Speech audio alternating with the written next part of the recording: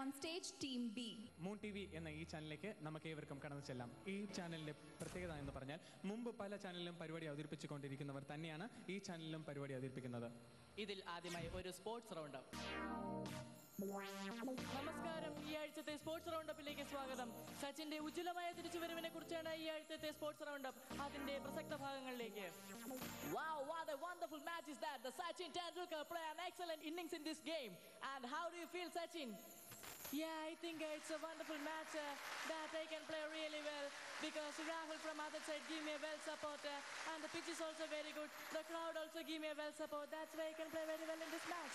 Thank you, Sachin. Thank you.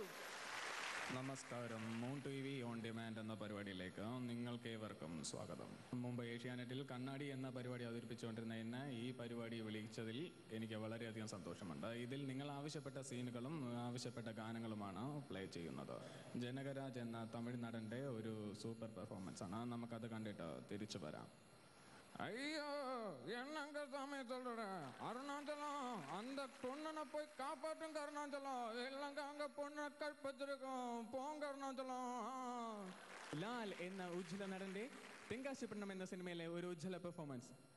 പൊത്തി നിനക്കൊടുക്കത്ത് ക്ലാബറ പൊത്തി, അല്ലെങ്കിൽ ഞാൻ പ്രേമിച്ചിട്ടുണ്ട്, നിന്റെ പ്രേമിക്കുക എന്റെ ചക്കയിലടതി എടുത്തോടവള്. തമിഴകത്തെ എക്കാലത്തെ മികച്ച നടൻ കമലഹാസന്റെ നായകൻ എന്ന സിനിമയിലെ ക്ലൈമാക്സ് രംഗം. തമ്പി പേരെന്നാ തമ്പി? എൻ പേര് ശക്തിവേൽ. ശക്തിവേല, உனக்கு என் பேர் என்னன்னு தெரியுமா? இல்லை, எனக்கும் உன் பேர் தான் சக்திவேல். உன் தாத்தா தாண்டா. தாத்தாவோ? உன்னை எதுக்கு ஜெயிலுக்கு கொண்டு வந்திருக்க?